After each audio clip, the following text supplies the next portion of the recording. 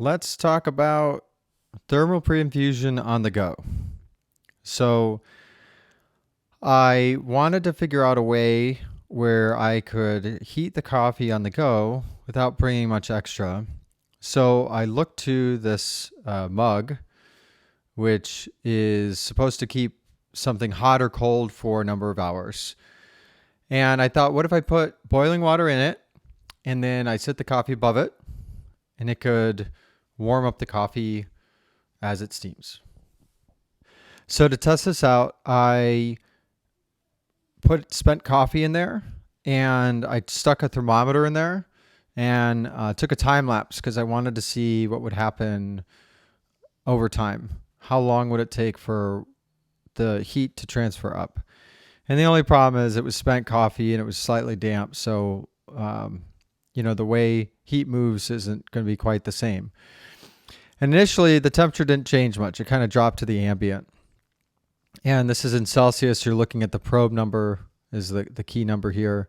And I was doing stuff around the kitchen, and this number started to slowly go up.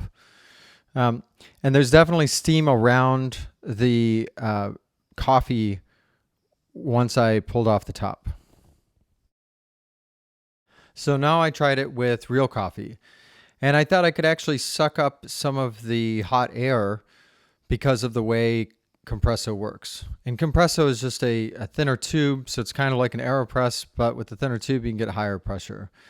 But realistically, you could do this on an AeroPress because you could heat the coffee and get the coffee hot enough. And most of my profiles, when the coffee is the same temperature or near the same temperature as the water, the flow profile is really low in terms of flow and in terms of pressure to get the maximum taste.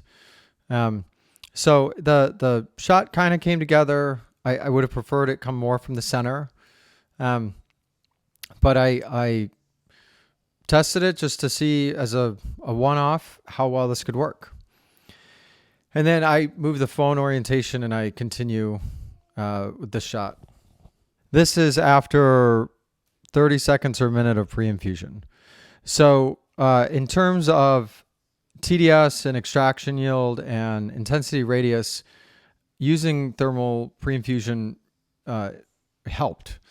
And I'm not surprised it helped. I'm just excited that it could help on the go, while traveling, because that's something really hard to do, especially with boiling water.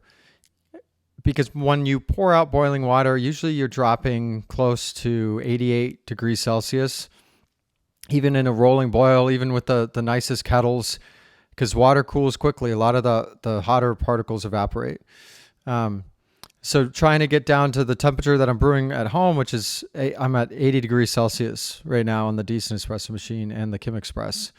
So same for taste. There was a slight taste advantage. And this is just 2 samples, so I don't know if this is statistically significant. But it gives me an entryway into really going after portable espresso and making it better than what it can be, given that it's hard to keep water at a high enough temperature compared to other machines. So I hope this helps you in your travel journeys.